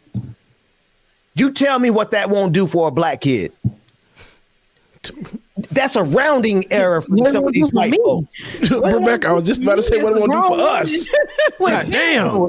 My God. I haven't had a viral video in a while, so what it won't do for me too. Hey, I'm flipping 10 G's. Okay. So yeah, but go ahead and let's see how these and somebody posted they said this is a sociology class, and let's take a look at how it's a sociology class. Let's take a look. On my knees, shaking ass on my thigh shape. Hands on let me hear. Hands on my knees, shaking ass on my thigh shape. Hands on my knees, shaking ass on my thigh. Listen. Hands on my knees, shaking ass on my thigh. Let me hear. So that's the dance that they thought they were supposed to do? It's still playing. They're saying the way the song is literally telling you what to do and you're not doing it. Hands on my knees. Shaking ass like a thigh. Come on, y'all. And they're doing this right here. Right here. Well, mute the music for me. Do me a favor and mute the music before I go to jail. Before I go to jail. I need something monetized. But they're here, they're doing it, and they're dancing to it. And there's a particular clip where it's more further down, but this is just an example. This girl, the girl in the green, was actually doing what a black boy did. Like, and they're joking around. A lot of the black creators are like, oh, let me dance to it, and then sticking up their middle finger saying, you guys will no longer monetize off of my creativity, and just doing that way. They're on strike, and I think that's a big story, because when it's very like this, they're on strike on one of the biggest platforms, and why it's so big is because black folks got on there and started doing because of me. Because of them. It's always us. It will always be us. Will always be us too. Absolutely right. It will always be us. And then it's funny because when black people take the white folks' content, when I say they remix it, they take it, they change it up. They don't like just colonize it, and because they can't do it, they literally add spices to the joint. They add all of the missing ingredients. Okay. And let me tell y'all the song, the Backyardigans. Listen, into the thick of it. Into the thick of it. Into the thick of it. Oh man, we always throw the right season. Man, come on. So like I said, I think this is a big movement to watch to see how far it can get, but it's already hurting the numbers. Somebody on Twitter, because we got these Twitter researchers who put up the numbers. Twitter historians. And that's why I've been following the story closely. And I'm like, does anybody not notice that Black Twitter has definitely called a strike again? And this time they're like, oh, y'all think that we're going to create a viral dance for the reason why you guys wanted to get on TikTok and do these Black viral dances, which was a Megan Thee Stallion song, you know? It wasn't just at the time we were just, everyone give me some. They're like, okay, white folks can do that easy. Then they made the dance for the Meg Thee Stallion joint over the pandemic summer. Yes, I'm a savage. And right? So everybody was doing it. Everybody and their mama got on there and was doing it. And then they said this time around for this particular song, we're going to see if you guys can do what you need to do. Because they're not letting us eat. No. See, y'all said they told us if we play by these rules, we could win. They said if we study hard enough, we could win. I start there because they always wanted us to dance hard enough. They always enjoyed that part. They always loved exploiting that. You know what I mean? They love to see us shucking jive. They would love to see us, step in the. But they stole that. My girlfriend just texted me. She was like, "They've been doing this since back in the day. Look how they've done our music. Look how they've done our clothing. Look how they've done our everything. Like I literally, and no offense to the Kardashians, they got this momager who definitely pushed them to be with what was popping. They already had enough money. Yeah, get you some black. Go get you something black. Let's get some black kids, and make it happen. And on top of that, they used to didn't even like big butts. And now they're getting them done, right? They're getting them done. It's small waist, really big butts with the legs that don't match. That's not normal. And we should not be, as a people, copying off of something that we've already had, whether it was slim thick, whether it was skinny, whether it whatever.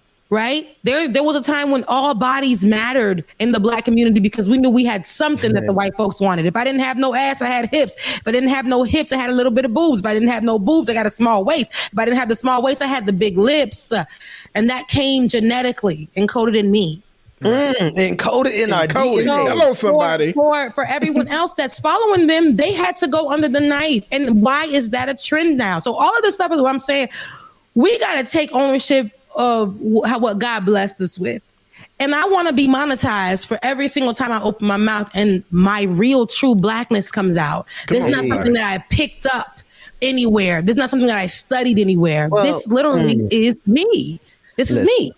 So when I see Kim Kardashian and them get money for making their lips plump, when they get money for putting their face on Tupac, for coining the plaits or the braids down to the back, the jail braids, the braids that we put under our wigs, the braids that we've been getting cornrows forever. Yeah. Beads. We're talking about beads down the hair, natural curly hair that we can straighten and just put water in and it gets back curly again.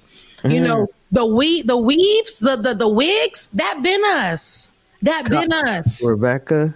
So you said it, colonizing our creativity, colonizing our blackness. Mm-hmm. That's what they're doing. Colonizing our culture. Colonizing, I mean, just like a virus, just like it's just. Yeah. Is that? That ain't me. Y'all here too? Wait, is that me? It's Bubba. Is that me? Is you, Bubba? Oh, it is me because it was like a big house fire down here last night. Oh man! Yeah, I walked outside. I'm like, oh my gosh, what's? I was about to say, wait a minute, hold on. What Jeremiah doing over there? I'm like, I don't live in the hood, so that got to be one of y'all. Girl, colonizing the country. You better go colonize, girl. I'm talking about Rebecca colonize. Oh man, flip it on them. Busting up his segregated communities. Should have stayed right on the south side the whole time. Should have kept to ourselves messing around with. I'm sorry. Just at the end of the day, man, y'all crazy, dude. What else we got? What else we got on the docket? Gosh. Okay, so I don't know if you guys already talked about. Sorry, what we have? What were you gonna say? I was gonna say, did y'all hear about IKEA? But go ahead, just. We'll get to IKEA. Yeah. IKEA was some. There's a couple of things about IKEA. Since you brought up IKEA, here it is. Go ahead, Bubba. Drop the news, because since you brought up IKEA. So for IKEA, and it's funny, we were thinking about, okay, next year we're gonna have all these Juneteenth ads, like Sunday, come get your mattress sale, Juneteenth sale on mattresses. You know it's gonna come up, but no, IKEA took it a step further. And this past Saturday, what they decided to do to honor Juneteenth was to change their menu at their restaurant. Nah. What were they serving on that good old Juneteenth on menu? that good old Juneteenth menu? Talk about it. Ben, are you ready, brother? I'm not. Let me see. Wait. Okay. No, I can't. Prepare the table before him. Prepare the Juneteenth table before him. Jesus, hold my tongue, Jesus. Bubba, prepare the Juneteenth table before him. No, on that table, brother Ben, you had fried chicken, watermelon, sweet tea. Was it mac and cheese? Yeah. Potato salad with the toe on the end of it. Collard greens, and candied yams. Okay, listen. And cornbread. Wait a minute. Wait. Two things. You name it. Two things gonna happen here, folks. One, I'm gonna whip somebody's ass. Two, I'm gonna take me a plate to go. Somebody said, man, y'all tripping. Let me go get my plate. This is exactly what I was feeling. I said, should I have pulled up to IKEA? Right. I'm mad. But should I have pulled up to the IKEA to get me a plate? We're going to pull up and beat their ass and pull up and get a plate. Like, you should not have added that damn watermelon and then give me my drink. Give my What my can check soda at? That is terrible. Like, it's giving slavery, but we know the food. We know the food. If it's cooked by a black person, they done got it catered by the black business. It might be good, but I'm mad that you guys chose to definitely give us watermelon. Oh my God! Give us fried chicken. And here's my thing about that too, guys.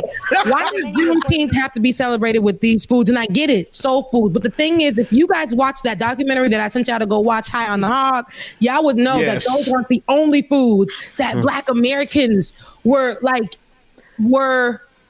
I dig it. Ate or made popular because we had a expensive palate too. Right? Mm-hmm. We definitely did. We created in New York. What was it? The scallops or whatever it was. Well, lobster used to be a working class thing, so they threw that to the poor black folks too. Listen, no, but a lot of these foods that people are rich now and were actually foods that black folks ate and made popular and ate all the time. So our palates aren't just soul food, which is great, but soul food actually expands into other things, right? Yeah, exactly. It's like now all of a sudden their restaurants. Let me bring a little closer to home. It's like now all of a sudden they like dark meat.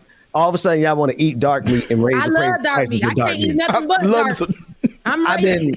In that sense, I've been hating white meat.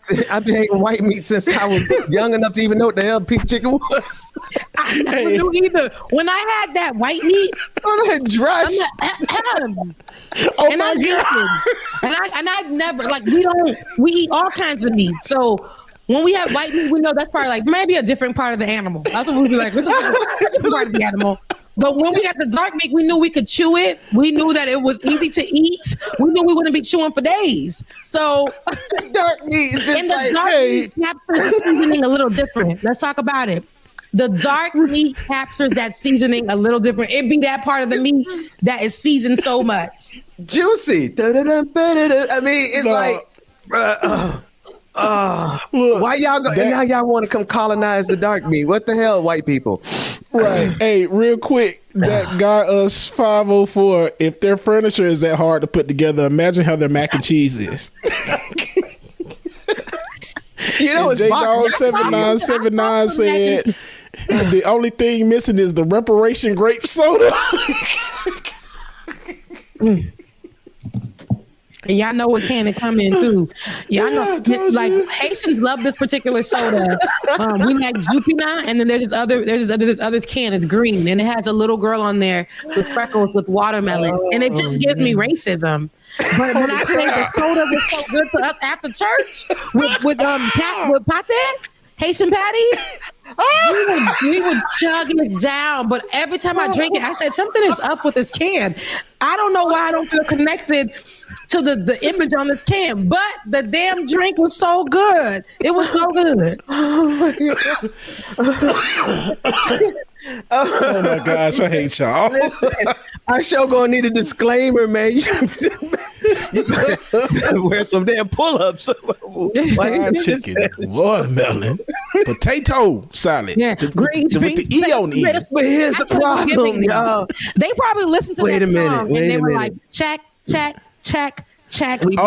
Black people like. Yo, that was the other part of this. All right, go for it. Oh, I was about to say, so when they had the committee that met about this to talk about the menu and see what they were going to do, there were no people of color on the board at all. Wait a minute. Okay. Yeah. No white people of color on the board of this menu? Yes. Yeah. Yeah, now this right now we're gonna pull up for real. We're gonna pull up for real. I don't want none of your janky ass mac and cheese. We know, okay, but now I can't say that they're not flavoring, because there are some white people that flavor it with, the minimal, and that's the salt, the pepper. Some of them are using. If I was gonna say, if I'm keeping 100, sometimes that food at IKEA be popping. The meatballs there, the meatballs. They be working. You got money if you're shopping at IKEA. Huh? IKEA is supposed to be, because I remember when I first moved here thinking, oh gosh, after moving from New York, I said, if you can make it here, you can make it anywhere. Remember, you guys know my story about that. When I moved here, I was like, like everybody seems to be so uppity, and I'm uppity. So no, imagine like the uppity level here of black. So I'm like, Rebecca's the poor rich black girl. That's me. And I was like, let me go to IKEA and get something. Went to IKEA. I said, I can't afford nothing in IKEA. I can't afford nothing. After walking around for 30 minutes to about 40 minutes, I walked over. How are y'all not patrons yet? Go ahead. I took my $60 and walked over, because I thought I was going to get something at IKEA for $60. I walked over with my $60 and spurged $20 in their food area, and I sat down and watched everybody else shop, and I people watched as if I was in New York, and I felt like if I was somewhere comfortable for once at the moment, because I said, I ain't got nobody's money. I'm working for this company that's paying me about $350 every 2 weeks, and I don't have it. I just moved here yesterday, and I have no furniture. So you know what I did? I went to the thrift store and I makeshift a lot of furniture. And then it came out really nice. Yeah. But anywho, we know how to do that now for sure. Yeah, but now I'm shopping at the big name brand places. Thank God for Jesus. Like IKEA with corporate money. IKEA, so I skipped over IKEA. I'm at American Signature. Oh, girl, you balling in. Damn. Listen, don't listen. My wife is sitting in the background saying, "I know Ben ain't out here stunting, because we be at the thrift store too." So don't thrift store. Thrift store literally got me through when I first moved into this apartment too, because there were just a lot of places that were closed. I couldn't get anything. So I was going to the thrift store. I bought my first TV stand, not this one, but my first TV stand in here for, it was on sale for $5. It was missing a whole row, but what I did was put a big plant in the middle. And make it work. And those were the TVs those were the TV stands for the TVs with the big booty in the back. But I didn't have the big booty in the back, so I did that top row with a lot of different like little things that I got from the Dollar Tree. You got to be creative as hell. You got to be balling on a budget. Listen, you hear me? Ball on a budget, because that is the way to live. I don't play that. I ball on a budget. Can you do? What is the British Rebecca? Well, we need a British Rebecca. We do that, but British Rebecca would not even. My name wouldn't even be. Our names together wouldn't be Rebecca. It would be something rich, Be like, yeah, it was like Prince Bubba III or something, and Princess Queen Rebecca Azor the 22nd. Azor, the Queen of Dutchshire. I'd announce you guys, ladies and gentlemen, and non-gender conforming individuals. Then you sound like a teacher from like the early like 40s or some stuff. You sound like a teacher from Hogwarts. The force now. King James and Lady Azor. And I don't know what you're going to talk about, but talk about something. We wouldn't talk about nothing now. What I do want to talk about is somebody being crowned mayor. That's who I want to talk about. A black woman being crowned mayor. Shout out to her. Her name is India Walton, and she is now the mayor of Buffalo, New York, making her the first woman, because we have somebody black in that position, making her the first woman to take. Well, since you know what? They didn't want to say the first black woman, but since she's the first woman, it makes her the first black woman as well. And I know y'all tired of saying the first black, but she is the first black woman mayor of Buffalo, New York. How tall is me? Yes, she is, and she has that fire, that same fire, and I want you guys to hear her. Yes, her social, and she runs off of these socialist views unapologetically, the progressive avenue. Let's take a listen to her talking about her win yesterday. Thank you, thank you, thank you. This victory is ours. It is the first of many. All right. If you are in an elected office right now, you are being put on notice. Yes.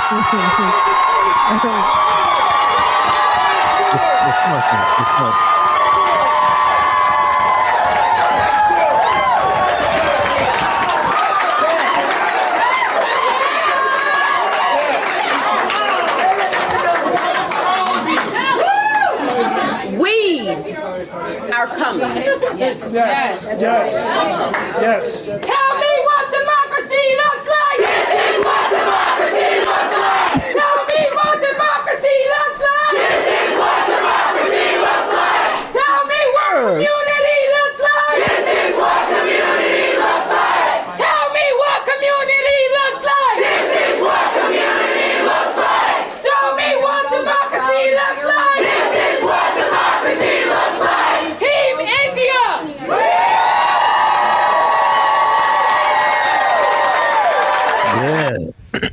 I love it.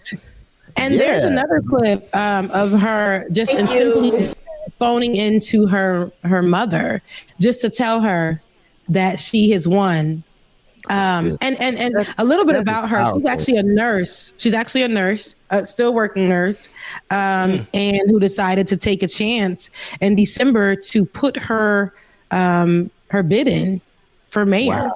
And while the former mayor of the city, I think, served 4 terms, and he decided not to debate her because I think, assumed that he was just going to win. But she stood her ground that whole time, and she fought for that position. And I am proud because I didn't know who she was a few days ago, right? But I know who she is today. And because of social media did that for me. And I would have never found out who this empowered woman who the world probably said didn't deserve this position back in the day. They wouldn't even look her way. She wouldn't have been a threat at all to anybody in position. But here she is. Here she is. That is something powerful.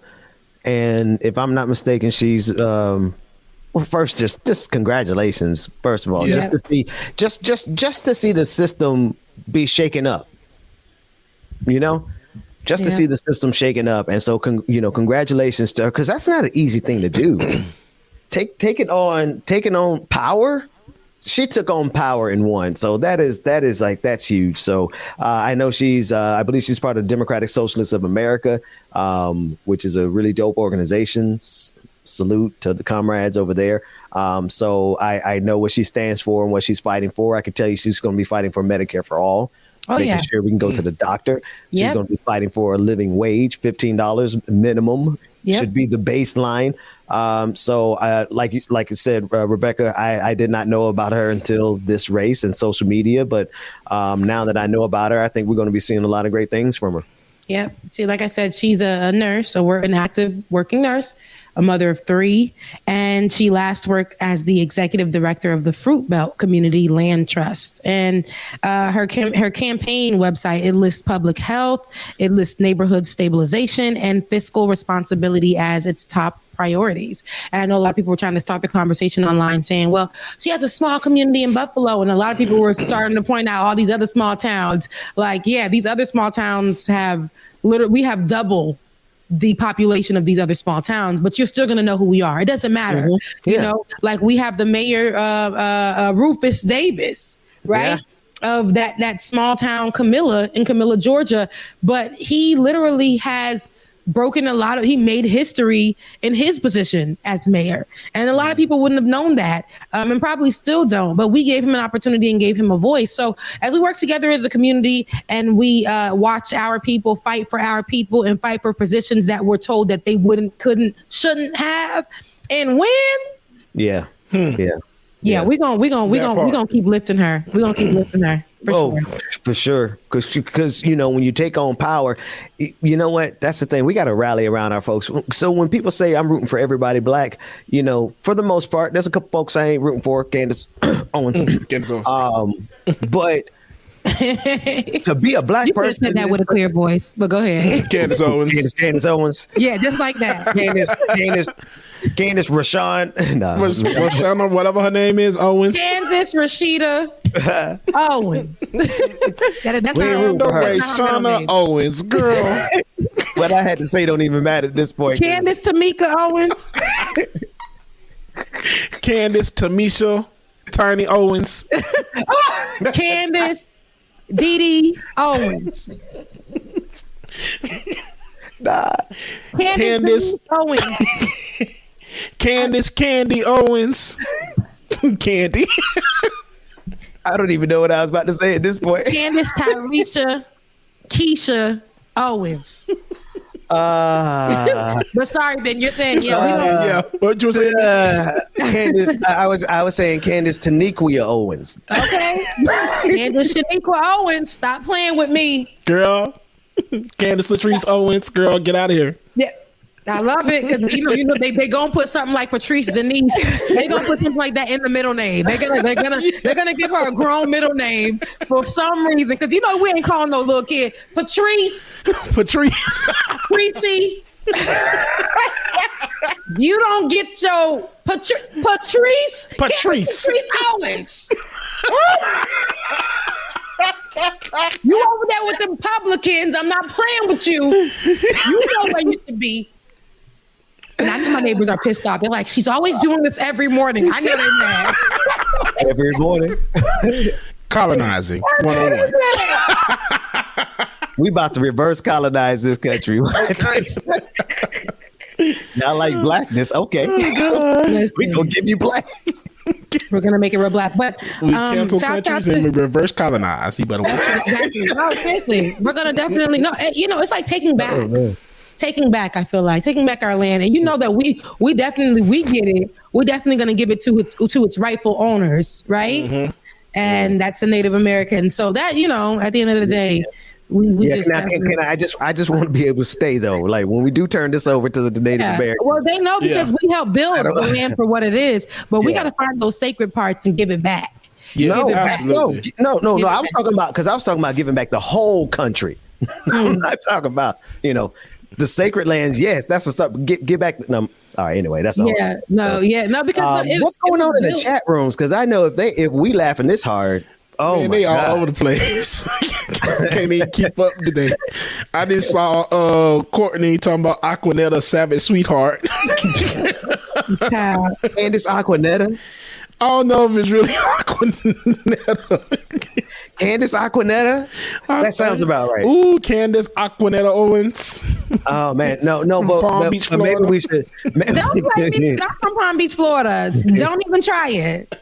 Because you're gonna give my best friend something to shout about. Okay. Okay. Well, I'm from Palm Beach. Thank you. Represent your city. There's a lot of old white folks that come and retire there. Okay, we live on a vacation. I'm from too many cities to claim one, but Point Beach, Fort Lauderdale, Selma, Alabama. But I'm just everybody shout your city out real quick because we still got a couple hundred people watching. Put up your city. What city are you at? Where are you from? Where are you living? That's all I got, yo. No, honestly, guys, I have to get my hair braided. My lady's texting me. But no, there's also, before we leave, David, did you get that video that I posted in there? You said you were looking for that commercial. I want you to play that video of what I feel like happened with Juneteenth. No. Slaving away at work every day? Not anymore. Enjoy your freedom at Old Navy with these amazing discounts. Get jeans, crop tops, and more for just 3/5 off. And that's not the only compromise you'll get. Include 40% off for online purchases using the code 40acres. Now that's a steal without the slave trade. Happy Juneteenth. Okay. So, and I said, I hate that this is so funny to me, but I know that we're days away from Juneteenth now, right? But the effects of it still matter because it was just a federal law passed, and that's a pacifier for us while they undercut us and take away our voting rights and do all of that. But what this girl says, what this girl is showing you is that, hey, they're going to make a mockery out of it. And I thought Old Navy saw this and was like, hell no, right? Because they were trying to do a Juneteenth sale, right? Because a July 4th sale is a thing. But how do you do a Juneteenth sale and not make us feel some kind of way about it? Like IKEA with the watermelon. IKEA answered that question for us all. Because I'm like, why can't we have a Juneteenth sale? But then I thought about it. I'm like, when it comes from these white corporations, and somebody tried to get me together and say, well, the CEO is now a woman from, I think, India or something they were trying to say. But I said, but still, the creator, the owner of all of that is a white man. Man. And for anybody to okay anything that has to do with Juneteenth and not make it really black, I'm talking about have DJs. I'm talking about, if anything, shut the whole place. Get all the black employees and black employees only.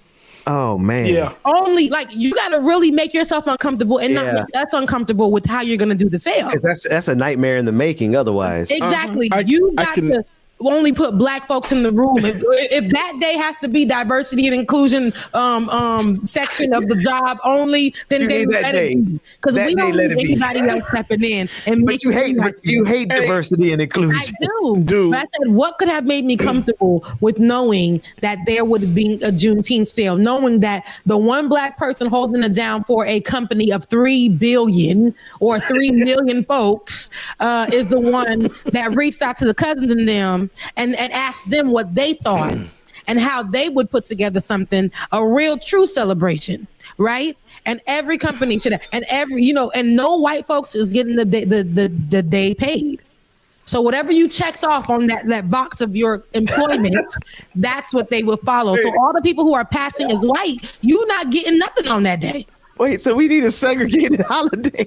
We already had a segregated holiday that we were forced to celebrate. That was not our freedom. No, you're right. But I'm just if you think of, just go ahead with what you're saying though. We do need it, Ben. We do, and it doesn't. It's not to make it segregated, but that's days and time and hours. Because I was thinking Old Navy. Back. if you really want to give us a sale, just make it a sale for black people only. That's what I was thinking. So look, I figured that the commercials are going to go something like this.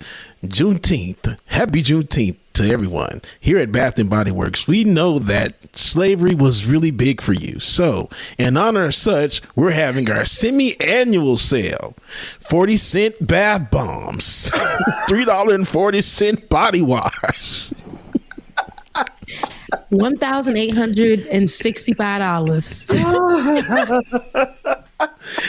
That'll be reparations. Y'all making me have to think too hard. I'm sorry. They just gonna try. We're gonna call that the Emancipation Proclamation check. Even though we didn't get it taxed for a minute, but we're gonna call this the Emancipation Proclamation check every year.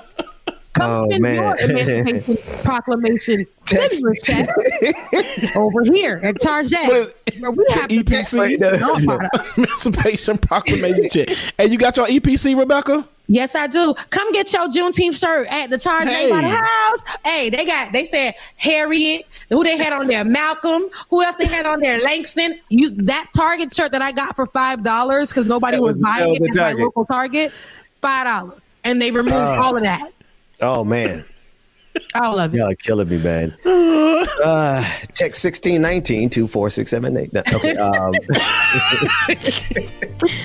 Text what is this? Reparations.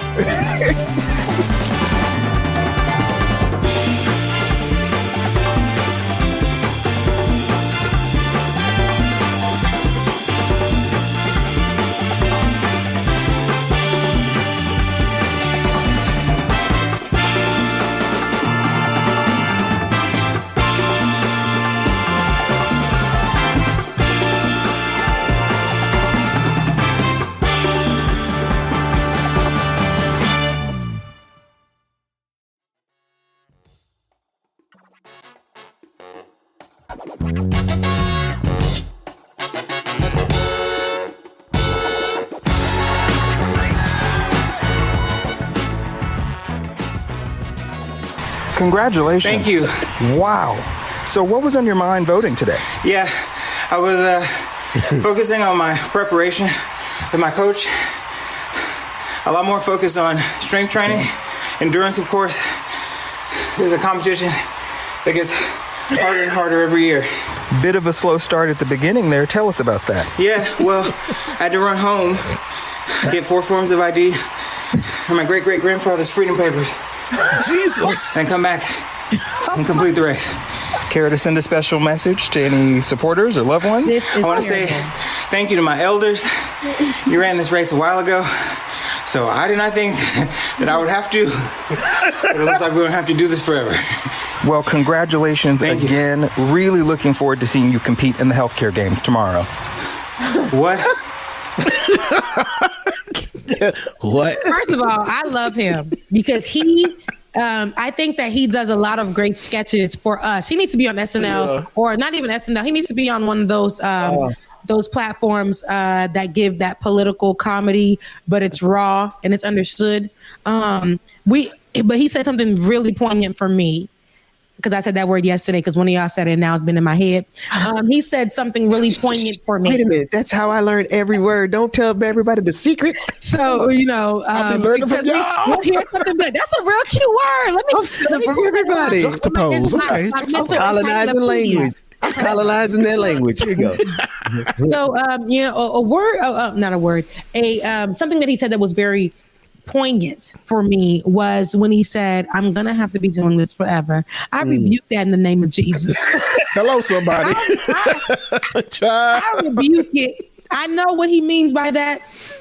And in some way, shape, or form, we're still going to be doing the same thing because there is always going to be these folks that literally did the best that they can in the United States of America to make us feel less than, no matter what. They don't care how many degrees we have. Yeah. They don't care that we don't have anything on our record. They don't care that we know how to change our voices up to talk just like them. They don't care that we were afraid to wear our natural hairs out and would put out hairs, or they wish they could have a wig like this, but put out hair that was, very flat and perm our hairs and make it stringy to mimic theirs. Not all y'all white folks, but the ones that have bad hearts. They don't care that at times when we should have called the police on them, we never did. They don't care how much we abide and comply. They don't care. They will make us feel smaller. They will kill us. They will take away our holidays or give us a holiday and say, here, take that crumb. Take it. But you will not have any schools teaching the truth about America. You're not going to have it. And you will not have any voting rights here. No, you won't. And as a matter of fact, as the governor of Georgia, nobody who works under my state, who works for my state, is going to get paid off Juneteenth. And I say that, with every racist morsel in my body. Well, Governor Kent, what about us? We work in your office and we're white people, so we can get paid too. Christopher Columbus Day will not be removed. It will not be removed. Did you see what I did to Park Cannon? I had her removed. Don't play with me. Well, Governor Kent, what about if we can? Nothing. You're black, you get nothing. Nothing. And if you're white and you're thinking you're going to celebrate that holiday working for my state, no soup for you. Nothing. All right. Well, I guess we won't be celebrating that day then. Looks like we're going to be keeping Christopher Columbus Day then. Yes, Christopher Columbus Day, because Columbus discovered the Americas. He discovered the Americas. Columbus yes, he did. Discovered the Americas, and I just, and I just feel like we got to keep the racism alive. I feel like they put I gotta go get my hair braided, y'all. Y'all playing with me. You did that.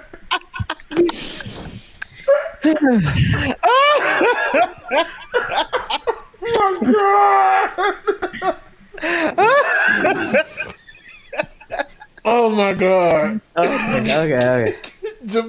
Okay. Rebecca. Okay. All right. Oh, Jesus.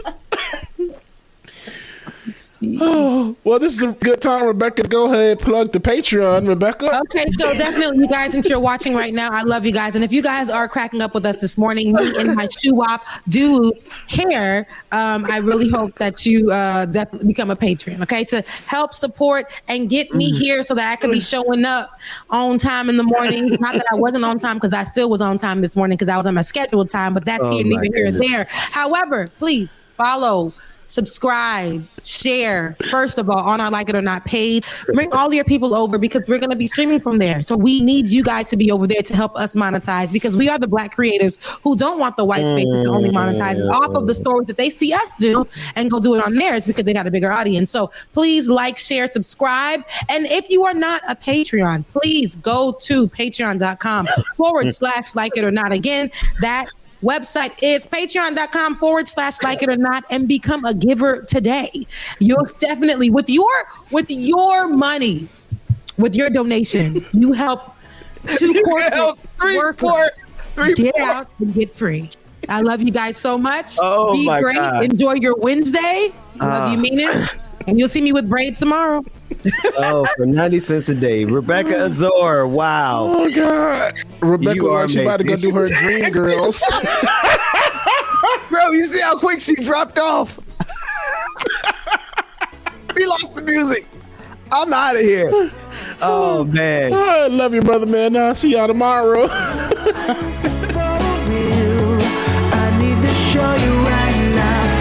Thank y'all so much for tuning in and joining us today. As you see, we kept the show free and kept it going, man. Good show, great show, as usual, as always, y'all. Gonna play y'all a couple of songs real quick before we get on these conference calls for today. So here we go. Let's get to this music, y'all. Love y'all.